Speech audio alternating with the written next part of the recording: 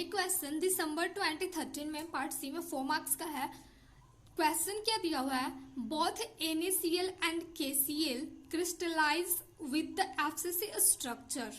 ठीक है, अगर ऐसे देखा जाए तो ये दोनों FCC स्ट्रक्चर जो इनका क्रिस्टल बनता है वो FCC स्ट्रक्चर का होता है, लेकिन मतलब however the X-ray powder diffraction pattern of NaCl corresponds to the FCC structure. लेकिन जैसे एक्सरे पाउडर डिफ्रैक्शन एक पैटर्न और एक मेथड है किसी भी क्रिस्टल मतलब कोई कंपाउंड है तो वो किस उसका लैटिस क्रिस्टल क्या है इसको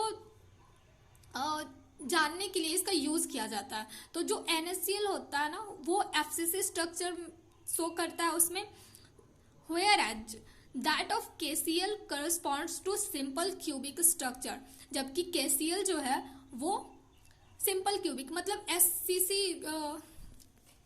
SCC सिंपल क्यूबिक क्रिस्टल वो शो करता है उसमें कि जो KCl है वो SCC है और NaCl FCC है। अब ऐसा क्यों होता है, दिस इज बिकॉज, अब ऑप्शन में हमें देखना है कि ऐसा क्यों होता है। देखो फर्स्ट वाला केस लेते हैं NaCl का, तो होता ये है कि अगर Na पॉजिटिव आप देखेंगे, Na पॉजिटिव, अच्छा Na सोडियम है, सोडियम का एटॉमिक नंबर कितना होता है 11 होता है ना। अब जितने एटॉमिक नंबर उसका होता है तो उसमें इलेक्ट्रॉन्स भी उतने ही प्रेजेंट होते हैं, 11 इलेक्ट्रॉन्स हो गए। अब Na पॉजिटिव का देखें हम तो Na पॉजिटिव का मतलब एक इलेक्ट्रॉन यहाँ सोडियम मेटल से निकल गया तो इसके पास 10 इलेक्ट्रॉन्स हो गए। अगर क्लोरीन की बात करें तो क्लोरीन का कितना होता है 17 होता है एटॉमिक नंबर, तो उसमें इलेक्ट्रॉन 17 हुए। और Cl नेगेटिव दिया मतलब एक इलेक्ट्रॉन इसने गेन किया है तो इसके पास टोटल कितने होगा, क्लोराइड आयन के पास 18 इलेक्ट्रॉन हो गया। तो देखो इन सोडियम जो ये Na पॉजिटिव और Cl नेगेटिव है इन दोनों में इलेक्ट्रॉन डिफरेंस देखो 8 का है, एक के पास 10 है और दूसरे वाले के पास 18 है। तो इसी को बस लैंग्वेज के फॉर्म में मैंने यहाँ पे लिखा है।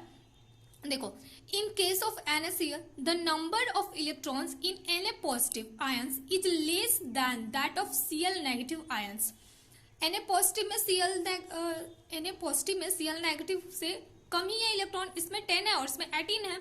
Therefore, when reflections are out of phase का मतलब जब डिस्ट्रक्टिव इंटरफेरेंस होगा। देखो इंटरफेरेंस दो तरह के होते हैं, एक कंस्ट्रक्टिव होता है एक डिस्ट्रक्टिव होता है।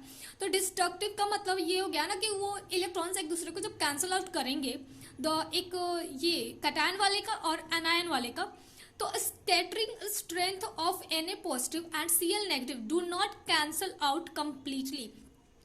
ऑब्वियसली ये देखो अब इसमें इलेक्ट्रॉन 10 है और इसमें 18 है तो 10 इलेक्ट्रॉन 18 इलेक्ट्रॉन को कैसे कैंसल आउट करेगा, 10 है तो 10 को ही कैंसल आउट कर सकता है और फिर भी इसके पास 8 तो रह गया ना, तो ये आइसो इलेक्ट्रॉनिक तो है नहीं, इस वजह से इसका FCC शो करता है।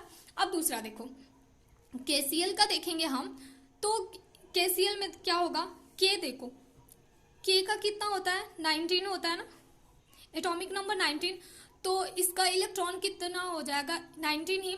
अब K पॉजिटिव की बात करेंगे तो इसके पास 18 हो जाएगा।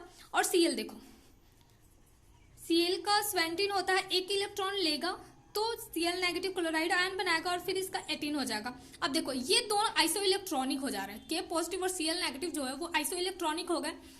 तो फिर अब सेम लैंग्वेजेस का देख लेते हैं।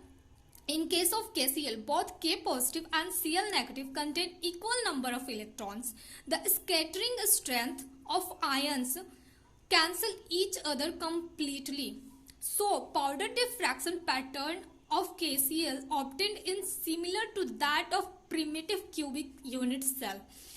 जो primitive SCC को ही बोलते हैं, सिंपल क्यूबिक सेल कह लो या क्रिस्टल कह लो, उसी को प्रिमिटिव क्यूबिक यूनिट सेल भी कहता है। तो ये वाला जो कैंसल आउट वाला कंप्लीटली कैंसल आउट कर देता है, तो ये वाला जो है वो जनरली प्रिमिटिव यूनिट सेल में देखने को मिलता है। तो इसी वजह से जो KCl है ना उसको FCC के बजाय इंस्टेड ऑफ लिखा हुआ है FCC के बजाय SCC शो करता है और ये NaCl को FCC शो करता है। तो ऐसा क्यों हो रहा है, देखो K positive and Cl negative are isoelectronic, सही बात है। अब अगर अलग वाले भी देख लेते हैं हम। तो देखो Na positive Cl negative iso electronic, ये तो गलत ही है, ये कहाँ से हो सकता है। तो ऑप्शन तो हमें मिल गया ना, ऑप्शन ए।